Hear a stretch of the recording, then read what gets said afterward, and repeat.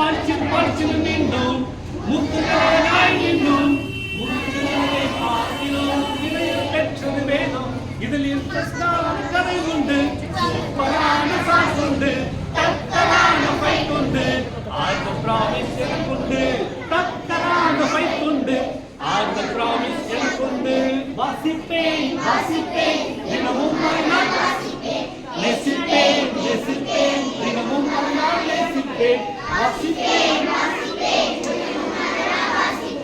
நேசிப்பேன் நேசிப்பேன் தினமும் நான் நேசிப்பேன்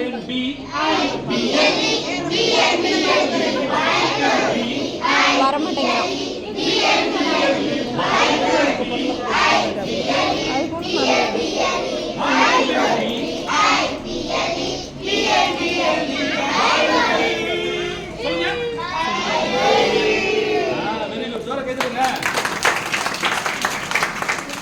பைபிள் என்றால் என்ன சொல்லுங்க? பரிசுத்த வேதாகமம்.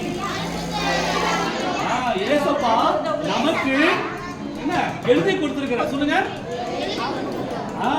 அவர் நமக்கு எழுதி கொடுத்திருக்கின்ற புஸ்தகம் தான், கடிதம் தான் பைபிள். சொல்லுங்க. அப்பா இப்ப நம்ம வீட்டுல அப்பா அம்மாவுக்கு நம்ம என்ன பிள்ளைங்களா இருக்கோம்ல, அப்பா அப்பாவுடைய சொத்துனா யாருக்கு சொந்தம்?